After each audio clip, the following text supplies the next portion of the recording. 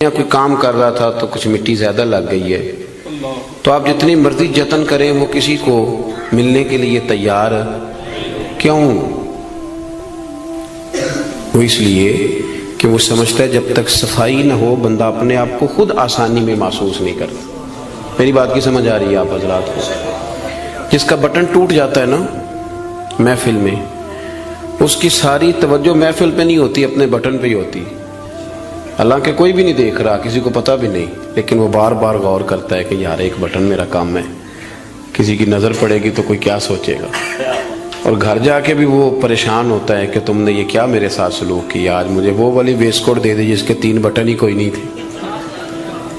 میری بات کو سمجھیے گا، یہ اور آپ جتنے مرضی بڑے ہیں، آپ اپنے آپ کو بڑا محسوس نہیں کرتے۔ کپڑے ان دھلے پڑے تھے، دھونے والے تھے، حضور گھر تشریف لے آئے۔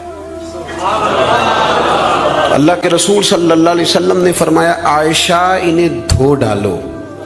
کپڑے جب دھل جاتے ہیں تو اللہ کی تسبیح کرنے لگ جاتے ہیں، یہ جب دھل جاتے ہیں تو اللہ کی تسبیح کرتے ہیں۔ صفائی ایک بڑا ضروری کام ہے، اور نبی پاک صلی اللہ علیہ وسلم نے اس کو پسند کیا ہے۔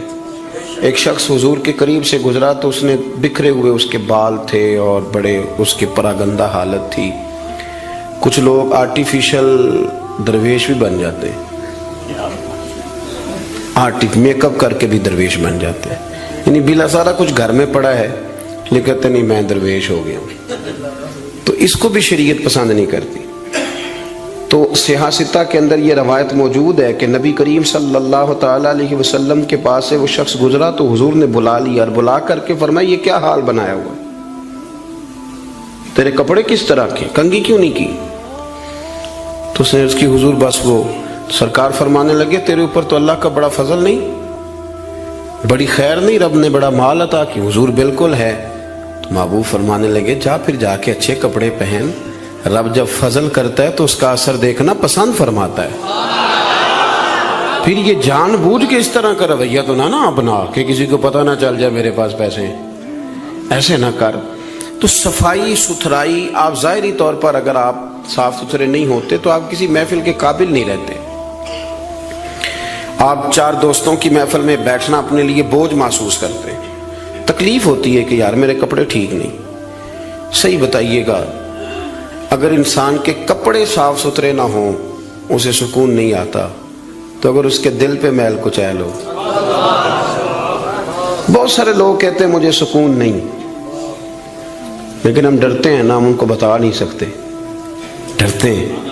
بے سکونی کی کچھ وجوہات ہوتی ہیں، کچھ سبب ہوتا ہے۔ آپ کپڑے میلے تھے تو آپ بے سکون تھے، تو اگر آپ کا دل میلا کچیلا ہے نا، روح پہ کوئی دھبا لگ گیا ہے، یہ دھبے ہوتے ہیں۔ حسد ایک دھبے کا نام ہے، عداوت ایک دھبا ہے، تکبر ایک دھبا ہے، یہ سارے دھبے ہیں۔ اور بخاری میں نبی پاک علیہ السلام نے خود فرمایا جب تم گناہ کرتے ہو تو تمہارے دل پر سیاہ نقطہ لگ جاتا ہے، تو آپ اس نقطے کی موجودگی میں سکون میں رہیں، یہ کیسے ہو سکتا ہے؟ اور گناہ کی تعریف حضور نے یہ فرمائی کہ ما حاک فی صدرک، جو تیرے سینے میں کھٹکے، جو تیرے سینے میں کھٹکے، تو پریشان ہو کہ کسی کو پتہ نہ چل جائے، تو کراہت محسوس کرے کسی کا اس پر مطلع ہونا، تو ہمارے باطن کے اندر بڑی مصیبتیں، ہم حسد کرتے ہیں، بہت سارے لوگوں سے کرتے ہیں، ماننے کو تیار نہیں ہوتے، کرتے ہیں۔ بلکہ امام غزالی رحمۃ اللہ علیہ تو فرماتے ہیں کہ حسد تو پایا ہی مالداروں اور صاحب علم لوگوں میں جاتا ہے۔ وہ کہتے ہیں غریب آدمی، ان پڑھ بندہ تو اس دوڑ میں شامل ہی نہیں ہوتا۔ اصل مسئلہ اس بات کا نہیں ہوتا کہ میرے پاس نعمت نہیں، اصل رٹا یہ ہوتا ہے کہ میرے پاس تو ہے پر اس کے پاس نہیں ہونی چاہیے تھی، ادھر کیسے چلی گئی؟ اعلیٰ حضرت بریلوی رحمۃ اللہ علیہ نے بہت ساری کتابوں کا نچوڑ ایک جملہ ملفوظات شریف میں لکھا ہے۔ اعلیٰ حضرت فرماتے ہیں حسد کرنے والا اس بندے پر اعتراض نہیں کر رہا ہوتا، حسد کرنے والا بنیادی طور پر اللہ کی تقسیم پر اعتراض کرتا ہے، اللہ کی تقسیم پر۔ ہمارے اندر یہ میل چڑھ، اور گھروں کے اندر یہ پوری ایک دوڑ شروع ہے، دیورانی کے اندر، جیٹھانی کے اندر یہ پوری دوڑ ہے، اور ایک وقت آتا ہے کہ بھائی بھائی سے حسد کرنے لگ جاتا ہے، کیسے سکون پائے گا؟ حسد ایک آگ ہے، اور ترمذی شریف کے جو لفظ ہیں حدیث کے وہ بڑے نرالے ہیں نبی پاک صلی اللہ علیہ وسلم نے فرمایا حسد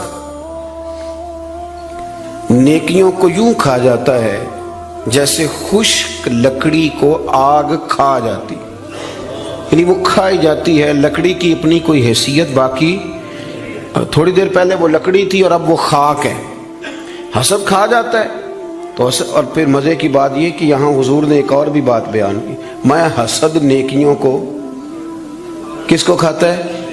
اس کا مطلب ہے حسد کرنے والے نیک بھی ہوتے ہیں، نیک لوگ بھی حسد، یہ سرکار نے فرمایا نا، حسد نیکیوں کو، اس کا مطلب ہے یہ حسد کرنے والے کچھ نہ کچھ نیک بھی ہوتے ہیں، نیکیاں بھی کرتے رہتے ہیں، حسد بھی کرتے رہتے ہیں، تو وہ ہوتا یہ ہے کہ وہ ساتھ ساتھ ضائع ہوتی ہے۔ حسد نہ کریں، رشک کریں، رشک کریں۔ آپ کہیں کیا بات ہے؟ جناب عائشہ صدیقہ رضی اللہ تعالیٰ عنہ فرماتی ہے میں نے ساری زندگی سیدہ خدیجہ الکبریٰ پہ رشک کیا ہے۔ کیا بات تھی اس عورت کی، ان کا رنگ بھی زیادہ گورا نہیں تھا، سرکار سے عمر بھی کچھ زیادہ تھی، 2 دفعہ پہلے نکاح بھی ہو چکا تھا، پر کیا قابل رشک بی بی ہے کہ جسے اپنی ساری حیات ظاہرہ میں میرے نبی پاک نے یاد کیا ہے۔ اب رشک کریں، کہیں کیا بات ہے، اللہ اسے دیا تو مجھے بھی دے، رشک سے۔ کنز الاموال میں حدیث ہے، حضرت عائشہ صدیقہ رضی اللہ تعالیٰ عنہ فرماتی ہیں دوپہر کے وقت نبی پاک صلی اللہ علیہ وسلم کے صحابہ حضور سے ملنے نہیں آتے تھے، دوپہر کے کھانے کے بعد سرکار آرام کرتے تھے، کیلولہ فرمایا کرتے تھے۔ ایک بوڑھی آ گئی ملنے،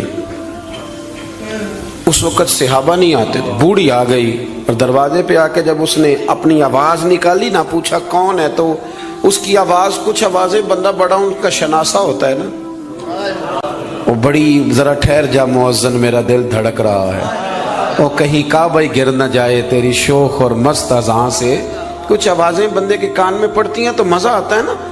تو وہ خاتون باہر جب بولی تو سرکار دو عالم علیہ السلام آرام فرماتے فٹافٹ اٹھ گئے، حضور نے دروازہ کھولا، بوڑھی کو بٹھایا، کھانا کھلایا، دیر تک وہ باتیں کرتی رہی، سرکار جواب دیتے رہے، اور جناب عائشہ صدیقہ کہتی ہیں لوگ پہلے بھی بڑے آتے تھے پر آج ذرا انداز نرالا تھا، حضور نے بڑی محبت کی، جانے لگی تو حضور نے تحفے بھی بڑے ہی دیے، میرے کریم نے بڑا ہی پیار کیا، بڑا نوازا۔ میرے دل میں خیال آیا کہ یہ خاتون جاتی ہے، حضور بھی جائیں گے، رات کو واپس لوٹیں گے تو میں پوچھوں گی یہ کون تھی، لیکن وہ چلی گئی، حضور تو لیٹ گئے اور گہری سوچ میں چلے گئے۔ جناب عائشہ کہتے ہیں میں قربان جاؤں، میں قریب گئی، قدموں میں بیٹھ کے عرض کی حضور دنیا تو پہلے بھی بڑی آتی ہے، یہ بی بی کون تھی؟ تو میں نے بات کی تو حضور رو پڑے، اٹھ کے بیٹھے، سرکار فرمانے لگے عائشہ یہ بی بی میری پہلی زوجہ سیدہ خدیجہ الکبریٰ کی سہیلی تھی، ان کی سہیلی تھی یہ عائشہ، خدیجہ کے دور میں آتی تھی، خدیجہ کھانا کھلاتی تھی، وقت دیتی تھی، پیار کرتی تھی۔ فرمایا آج میں نے اس روایت کو زندہ کیا، حسن العہد من الایمان، تعلق اچھے طریقے سے نبھا دینا یہ بھی ایمان کا حصہ ہے۔ حضرت عائشہ اس کو بیان کر رہی ہیں، آپ دیکھیں صحابہ ایک دوسرے کی شان بیان کرتے ہیں۔ حضرت عائشہ صدیقہ سے پوچھا گیا، بخاری مسلم دیکھیے، توجہ ہے میری بات پر؟ حضرت عائشہ صدیقہ سے کسی نے پوچھا نبی پاک صلی اللہ علیہ وسلم کو سب سے زیادہ پیارا کون؟ جناب عائشہ صدیقہ سے پوچھا سب سے زیادہ پیارا کون؟ تو جناب عائشہ کہنے لگی یہ صاف ستھری بات ہے، سیدہ فاطمہ الزہرا۔ اس شخص نے فوراً پوچھا، مشکات دیکھیے اٹھا کے، اس نے پوچھا جی مردوں میں؟ تو آپ نے فرمایا فاطمہ کے شوہر علی المرتضیٰ۔ فوراً ایک دوسرے کی شانیں بیان ہو رہی ہیں، ایک دوسرے کی عظمتوں کا تذکرہ ہو رہا ہے۔ مولا علی شیر خدا کرم اللہ تعالیٰ وجہ الکریم فرمایا کرتے تھے میں تمہیں بتاؤں سب سے بہادر کون ہے؟ حضور بتائیے، فرمایا ابو بکر صدیق۔ فرماتے وہ بدر کی رات جب حضور کے چھپر شریف کا پہرا دینا تھا، چھپر کا پہرا دینا تھا حضور کے چھپر شریف کا، تو بڑا مشکل کام تھا، کون وہاں کھڑا ہو؟ تو فرماتے ہیں لوگ ابھی سوچ رہے تھے کہ وہاں کون جائے گا، سوچ رہے تھے کہ کون جائے گا، لیکن ابو بکر تلوار لے کے کھڑے ہو گئے، کہنے لگے کوئی اور کیوں جائے گا، میں حضور کے اس چھپر شریف کی پہرے داری کروں۔ تو ایک دوسرے کی تعریفیں کر رہے ہیں، ایک دوسرے کی فضیلتیں بیان کر رہے ہیں، یہ رشک کرتے تھے۔ اسد ہمارے ہاں نا کار تعریف ہی رہے ہوتے ہیں، پر وہ ہلکا سا نچوڑے تو اندر سے اثر نکلنا شروع ہو جاتا ہے. لمبا بھی نہیں نچوڑنا پڑتا, بس ہلکا سا. کہتے ہیں باقی تو ساری باتیں ٹھیک تھیں, لیکن آپ نے دیکھا ہے آنے جانے میں نخرہ کتنا تھا. بس وہ نکل آیا, وہ نچوڑ لیا, وہ گیا کام سے, سارا کچھ ختم ہو گیا. وہ ایک بات نے طے, حسد نہیں کرے, آپ کو تکلیف دے گا, آپ اذیت میں آئے. پھر ایک اور بیماری ہے جس کا نام تکبر ہے. یوں جھک کے ملنے کا نام عاجزی نہیں, بلکہ حضرت سعدی فرماتے ہیں میں نے بڑے جھکے ہوئے دیکھے ہیں, گردن جھکی ہوئی ہے, دل بڑا اکڑا ہوا ہے. فرماتے ہیں یہ ان کی ادا ہے, یہ ادا بھی تجھ کو ہی زیب ہے, تیری عاجزی بھی فریب ہے. تو کہیں کہیں نا لوگ اس طرح بھی کرتے ہیں. عاجزی تو دل کا نام ہے کہ آپ کے اندر اخلاص کتنا ہے, آپ کتنے جھکے ہوئے ہیں, آپ کس قدر پیار کر. بہت سارے لوگوں میں تکبر ہے, مجھے مانو, مجھے تسلیم کرو. اور میں آپ کو کیا بات بتاؤں دنیاوی لوگوں کی, میں تو دینی محفل میں دیکھتا ہوں. یہ کوئی علاقے کا چودھری اگر کسی محفل میں آ جاتا ہے تو گردن اونچی کر کر کے نقیب کو دکھاتا ہے کہ میں پیچھے بیٹھا ہوں, حالانکہ میں چودھری ہوں. تو اونچی کر کر کے گردن, عادت پڑ گئی نا اسٹیج پہ بیٹھنے کی, پیچھے مزہ ہی نہیں آتا. حالانکہ شان تو رب دیتا ہے, آپ جہاں بھی بیٹھے ہیں اگر آپ قابل اکرام ہیں تو پھر آپ قابل احترام ہی ہیں. لیکن یہ لوگوں پہ تسلط جما کے اپنے آپ کو, مطلب کتنا چھوٹا بندہ ہے جو کسی کے بارے میں یہ کہتا ہے کہ یہ میرا ملازم ہے. اس سے کیا ثابت کرنا چاہتا ہے وہ؟ یہ دو جملے کہہ کہ میرے پاس اتنے پیسے ہیں ملازم رکھ سکتا ہوں کیا؟ میں ایک یونیورسٹی میں گیا کچھ بیان کرنے کے لیے, تو ایک بچہ مجھے کہنے لگا پیر صاحب ایک بات بڑی دل میں پریشان کرتی ہے, کسی لبرل آدمی نے کر دی تھی تو ڈرتا میں کرتا نہیں, کہیں مجھے کوئی بے ادبی نہ کہہ دے. ہمارے ہاں ایک ظلم یہ بھی ہوتا ہے کہ ادب سکھانے سے پہلے بے ادبی کا لائسنس جاری کر دیا جاتا ہے. حالانکہ پہلے ادب سکھایا جائے, پھر اگر کوئی بے ادبی کرے تو پھر اسے بے ادب. ہم ادب نہیں سکھاتے لیکن بے ادبی کا تانا فٹافٹ دے دیتے. میں نے کہا جناب آپ پوچھیں, اگر مجھے جواب آتا ہوا تو میں بتا دوں گا, نہیں تو میں کسی سے پوچھ کے بتا دوں گا, آپ بتائیے. وہ کہنے لگے جی مجھے کسی نے کہا ہے کہ نبی پاک صلی اللہ علیہ وسلم کے زمانے میں غلامی ختم نہیں ہوئی تھی. اس زمانے میں غلام بکتے تھے اور اسی طرح بکتے تھے, خریدے جاتے تھے, تو ایک آرڈر فرما دیتے غلامی ختم ہو جاتی. اور میں نے کہا یار یہ تو کوئی بڑا سوال ہی نہیں ہے, آپ بلا وجہ ڈر رہے ہیں, یہ کوئی بڑا سوال ہے. یہ حضور نے غلامی ختم کر دی تھی. آپ پڑھیے ابو داؤد شریف, ختم ہو گئی غلامی. توجہ ہے میری بات پر؟ ادھر دیکھا جی میری طرف. حضور نے غلامی ختم کر دی, غلامی رہی نہیں. کہنے لگے وہ کس طرح؟ میں نے کہا ابو داؤد شریف پڑھ لیں. حضرت ابو ذر غفاری رضی اللہ تعالیٰ عنہ فرماتے کلمہ پڑھنے آیا, جب واپس جانے لگا تو حضور نے بڑی نصیحتیں فرمائی. ان میں سے ایک نصیحت حضور نے یہ کی, ابو ذر یاد رکھنا تمہارے غلام تمہارے بھائی ہیں. غلام تو وہ رہے ہی نہیں, انہیں تو مدینے والے رسول نے بھائی بنا دیا ہے. آپ کو کس نے کہا وہ غلام ہے؟ وہ غلام, میں سیاستہ کی روایت پیش کر رہا ہوں. فرمایا تمہارے غلام تمہارے, ادھر دیکھیں میری طرف, تمہارے غلام تمہارے بھائی ہیں.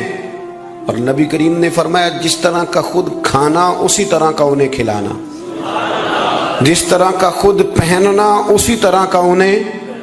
غلام رہے گا جب وہ آپ کے جیسے کپڑے پہنے گا. آپ وہ الگ بات ہے کہ جتنا مرضی وہ ہیومن رائٹس پہ بات کرے, انسانی حقوق کی تنظیمیں چلائے, غلام کو ملازم کو اس طرح کی روٹی نہیں کھلاتا جس طرح کی خود کھاتا ہے, اسے اس طرح کے کپڑے پہناتا نہیں جس طرح کے خود پہنتا ہے. لیکن نبی پاک علیہ السلام نے یہ اعزاز فرمایا جس طرح خود کھانا اسی طرح انہیں کھلانا, جس طرح کا خود پہننا اسی طرح کا انہیں پہنانا.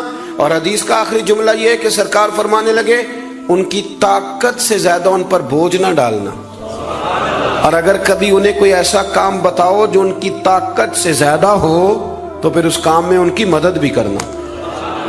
مجھے بتلائیے, غلام تو غلام رہے نہیں, حضور نے تو سیٹ ہی ختم کر دی, انہیں بھائی بنا دیا ہے.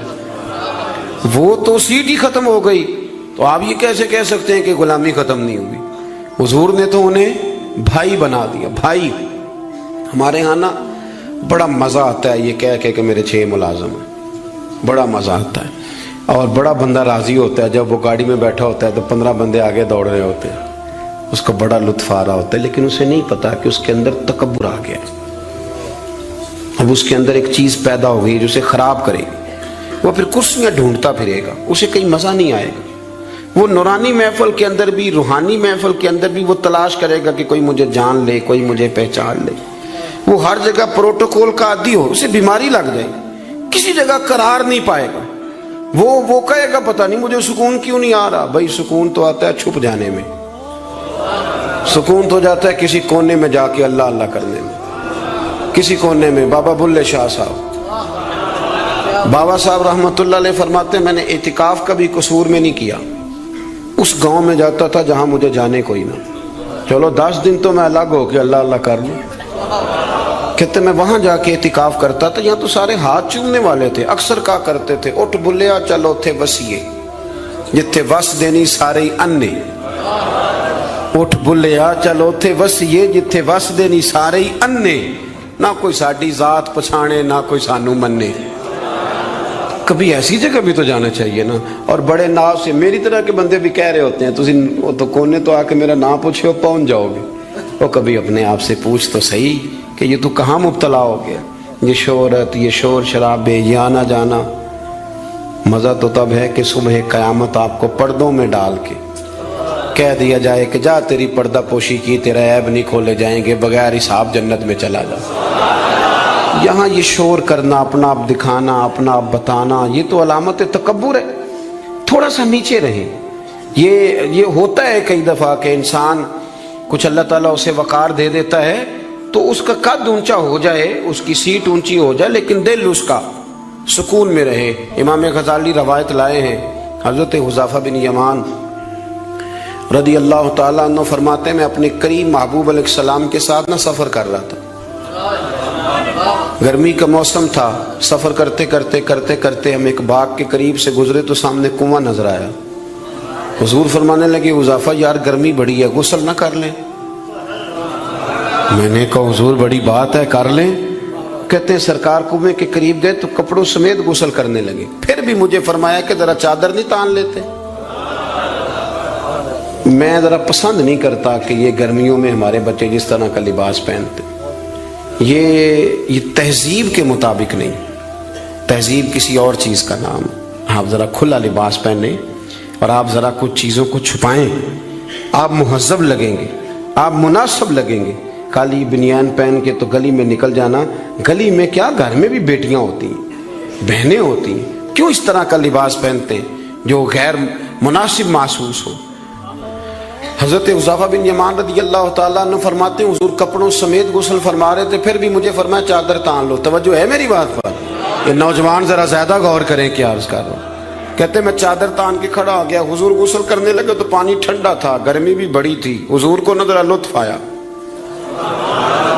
تو فرمانے لگے تھوڑا اور نہ نہا لوں؟ میں نے کہا حضور نہائیں۔ کہتے ہیں سرکار کو اور لطف آیا، فرمانے لگے ذرا اور نہ نہاؤں؟ میں بڑا مطمئن تھا، بڑا راضی تھا کہ مجھے نوکری کا موقع مل رہا ہے۔ کہتے ہیں ایک دو دفعہ سرکار نے فرمایا، پھر حضور بس کرنے لگے تو میں نے کہا حضور تھوڑا اور غسل فرمائیں، گرمی بڑی ہے۔ کہتے سرکار اور غسل کرنے لگے، خاصی دیر حضور نہائے، غسل فرمایا، فارغ ہو گئے نا جب، میرا کلیجہ بڑا ٹھنڈا تھا کہ میں نے نوکری کر لی۔ جب فارغ ہو گئے تو حضور مجھے فرمانے لگے چل اب تو غسل کر۔ اگر روٹی بچ جائے تو بندے ڈرائیور کو بھیج دیتے ہیں، اگر کبھی بچ جائے۔ چلیں آپ نے کون سا مجھ سے ناراض ہونے، آپ تو اپنے ہیں۔ اگر کوئی دیکھ بڑھ جائے تو مدرسے بھیج دیتے ہیں کہ وہ اس کو کہتے آپ یہی ہیں کہ اس کے پیروں کے نیچے فرشتے پر بچھاتے ہیں، یہ بھی آپ کہتے ہیں کہ حافظ جی آپ کی بڑی شان ہے، آپ نماز پڑھاتے ہیں، پر دیکھ وہ بھیجنی ہے جو بچ گئی، وہ آپ بھیج دیں۔ بچ گئی ہے، وہ زیادہ تھی تو ہم نے کہا چلو بچوں کو دے دیتے۔ یہ اعزاز نہیں دیا، دیکھ دے دی پر آپ نے عزت نہیں دی، وقار کا مزہ نہیں آیا اس کا، یہ کوئی سرور والا کام نہیں۔ میرا ایک دوست مجھے ایک دن کہنے لگا حضرت جی اگر کوئی ٹائم ملا نہ نکلا تو میں آؤں گا۔ میں کہ یار نہ آئیے دا کوئی مزہ ہے، ساڑھے کو تو ٹائم کٹ کے آنا یار، حد ہو گئی۔ تو کہے کہ میں بڑا مصروف ہوں پر آپ حکم تو کرے، میں سویرے ہی آیا۔ یہ کیا بات آپ نے، اسی کو بچے کچھ ٹائم آ لیا ہمارے پاس تو آ، تھوڑا سا سارا کچھ چھوڑ چھاڑ کے پتہ چلے کہ تو آیا ہے۔ میری بات کی سمجھ آ رہی ہے؟ میرے عزیز بات کو سمجھنا ہے آپ نے حضرت حذیفہ بن یمان رضی اللہ تعالیٰ عنہ فرماتے ہیں کہ جب حضور غسل فرما چکے تو کہنے لگے اب تو غسل کر. کہتے ہیں میں غسل کرنے لگا تو سرکار نے فرمایا چادر مجھے دینا میں تان کے کھڑا ہو جاؤں. یعنی نبی کریم کی بات کر رہا ہوں. وہ ساری زندگی پیر صاحب نوکری کراتے رہتے ہیں, مرید پہ چڑھ جائے نا قرضہ تو کہتے ہیں اس کا ذاتی معاملہ ہے. تو جب تیرے گھر جھاڑو دے رہا تھا پھر نہیں ذاتی معاملہ تھا؟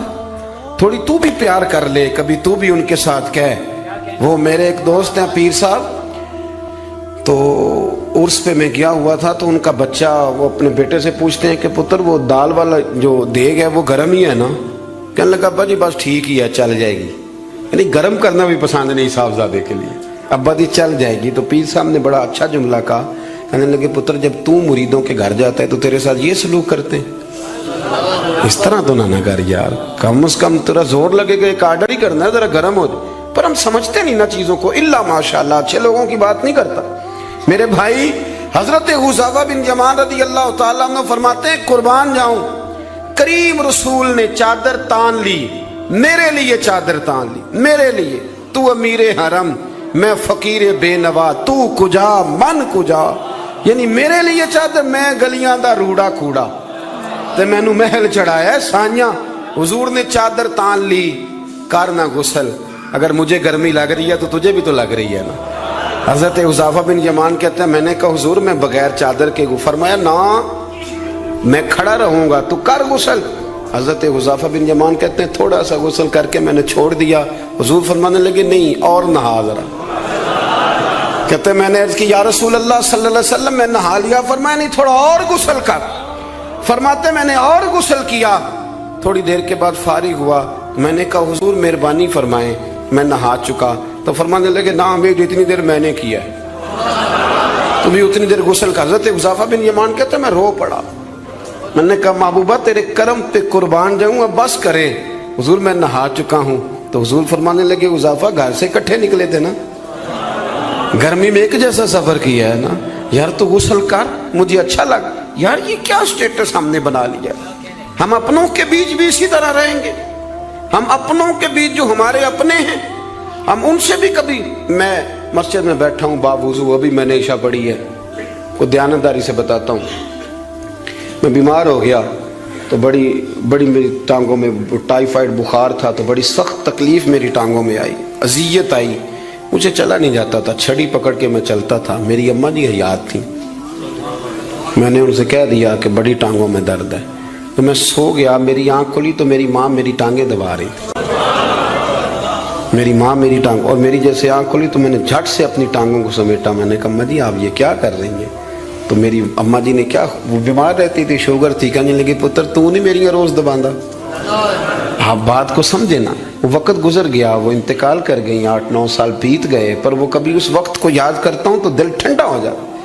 ہمارا تو سٹیٹس اتنا خوفناک ہو گیا کہ ہمارے اپنے ترستے رہتے ہیں کہ چلو 2 جملے پیار کی بول دے, 2 جملے, اور کسی کے لیے بھی نہیں یار, کسی کے لیے. سیدہ طیبہ طاہرہ حضرت عائشہ صدیقہ آپ فرماتی ہیں لوگوں ہم اس رسول کے ماننے والے ہیں جو جملوں کا بھی خیال کرتے تھے. کسی کی آج انداز تکلم کس طرح کا ہے, کوئی کس طرح, اس کا بھی حضور خیال کرتے.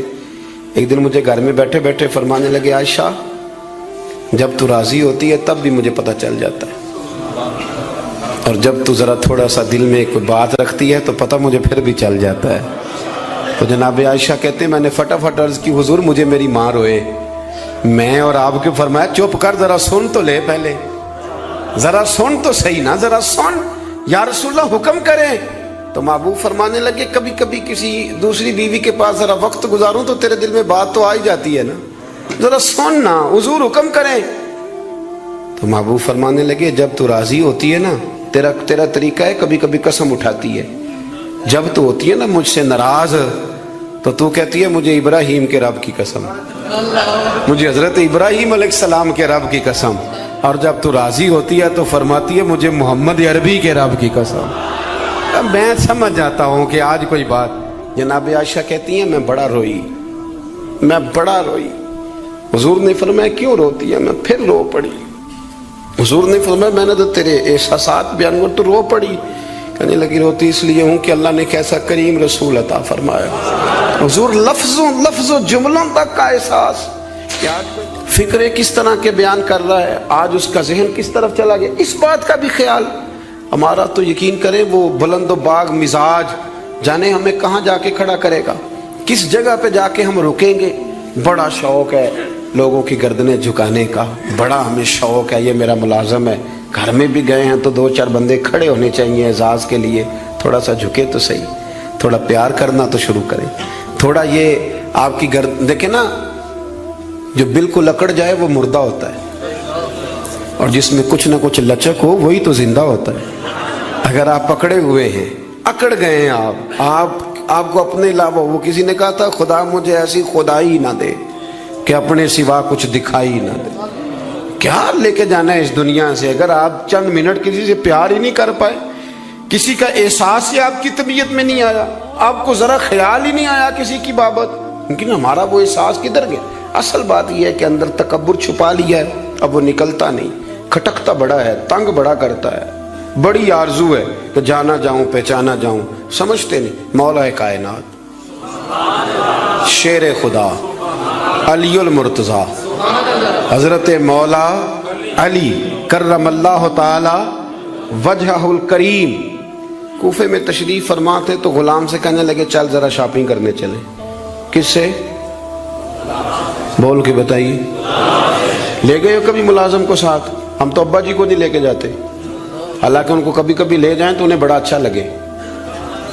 کبھی کبھی والد صاحب سے کہیں نا کہ موسم بدل رہا ہو 2 جوڑے لینے چلے، ہم لے کے جائیں کبھی ان کو ساتھ بٹھا کے، ان سے کہ ابا جی آئیں میرے لیے کپڑے پسند کریں۔ ان بیچاروں نے بوڑھوں نے کیا پسند کرنا ہے، پر آپ ساتھ لے کے جائیں گے تو ان کا دل بڑا ٹھنڈا ہو۔ لیکن یہ کام بھی ہم یاروں کے ساتھ ہی کرتے ہیں، والد کو کہاں لے کر کے جاتے ہیں۔ مولا علی شیر خدا غلام سے فرمانے لگے چل نا یار کپڑے خریدنے۔ خادم کہتا ہے میں ساتھ گیا، حضرت علی نے 2 جوڑے خریدے، فرمایا آج 2 لینے بھی، ایک تیرا ایک میرا۔ کہتے ایک خاصا مہنگا لیا، ایک ذرا سستا لیا۔ میں فوراً سمجھ گیا مہنگا آقا کا ہے اور سستا اسی طرح ہی ہوتا ہے نا، مہنگا جوڑا آقا کا ہے اور سستا غلام کا ہے۔ کہتے ہیں تھیلے میں کپڑے ڈالے، میں نے اٹھائے، میں غلام تھا، وہ چوک آ گیا جہاں سے مولا علی نے اپنے حجرہ نور میں جانا تھا اور میں نے اپنے گھر جانا تھا۔ فرماتے ہیں وہ جگہ آ گئی، شیر خدا رضی اللہ تعالیٰ عنہ فرمانے لگے کہ لیا پتر میرے والا جوڑا مجھے دے دے، لا وہ میرے کپڑے مجھے دے دے۔ تو کہتے ہیں وہ بڑی ڈیفینیٹ تھی بات تھی، میں نے اسی وقت نکالا مہنگا جوڑا، جناب علی کو تھمایا تو حضرت علی فرمانے لگے یہ تو نہیں میرا۔ باتیں مزے کے لیے سنتے ہیں صرف، اگر ان کے سننے میں اتنا مزہ ہے تو اس پر عمل کرنے میں کتنا مزہ ہوگا، یہ بھی تو کبھی آپ محسوس کریں نا۔ حضرت مولا علی شیر خدا فرمانے لگے یہ نہیں میرا تو وہ دوسرا ہے۔ وہ کہتا میں نے ایک فلسفہ بیان کیا، ایک علت بیان کی، ایک لاجک میں نے بیان کی۔ میں نے کہا حضور آپ مہنگا پہنے کیونکہ آپ آقا ہیں، اور میں سستا پہنوں گا کیونکہ میں۔ تو حضرت علی نے فوری طور پہ حکم نہیں لگایا کہ نہیں تو دوسرا مجھے دے، عالم تھے نا، تو اس نے علت بیان کی تو پہلے اس کا وہ سبب توڑا، پہلے اس کی اس بات کا جواب دیا۔ دلیل کا جواب دلیل سے دینا چاہیے نا، کئی دفعہ لوگ دلیل کا جواب گالی سے دینے لگتے ہیں، یہ طریقہ غلط ہے۔ حضرت علی سے اس نے کہا ایک علت بیان، ایک سبب بیان، کہنے لگا حضور آپ چونکہ آقا ہیں تو آپ جوڑا پہنے مہنگا، آپ کپڑے استعمال کریں مہنگے، میں چونکہ غلام ہوں تو میں استعمال کروں گا سستے۔ تو حضرت علی کہنے لگے تو یہ والا فلسفہ نہ بیان کر، تو میرے والا کر، میں تجھے بتاتا ہوں ایک سبب وہ والا لگا لے۔ یہاں وہ حکم لگا، اس نے کہا حضور وہ کون سا؟ فرمانے لگے تو سستا مجھے دے نا کیونکہ میں بوڑھا ہوں، اور تو مہنگا استعمال کرنا اس لیے کہ تو جوان ہے، اور جو جوان ہوتے ہیں وہ مہنگے کپڑے پہنتے ہیں۔ فرمایا یہ والا نقطہ یہاں لگا نا، یہ کلیہ یہاں استعمال کر۔ تو خادم کہتا ہے کہ حضرت علی نے مجھے شان بھی دے دی، اعزاز بھی دے دیا، اور مجھے بات بھی سمجھا دی۔ تیسری بات ہے، اس کا بھی ضرور خیال رکھیں ہمیشہ اپنی زندگی کے اندر، آپ کو سکون ملے گا، آپ کو اطمینان ملے گا۔ ہم نا آرام پسند بہت ہو گئے. سب سے زیادہ ہمیں پریشان وہ بندہ کرتا ہے جو ہمارے آرام میں تھوڑا سا خلل ڈالتا ہے. اسپیکروں پہ پابندی کیوں لگی بھلا؟ جھگڑے شگڑے اب کوئی نہیں ہوتے تھے، اب کہاں دور رہ گیا.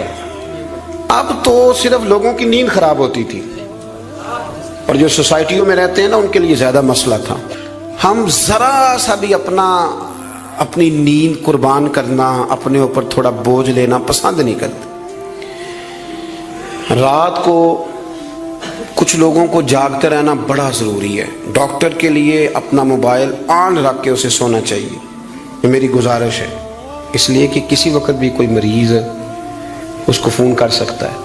جو لوگ سیکیورٹی اداروں سے تعلق رکھتے ہیں ان پر ضروری ہے کہ وہ رات بھی اپنے موبائل کو آن رکھے. جن کی ذمہ داری میں کچھ لوگ ہیں، میرے پاس ایک ایسا نمبر ہے، رات بھر وہ نمبر، میرے پاس مدرسے کے بچے ہیں، وہ کسی وقت میری ضرورت پڑ سکتی ہے.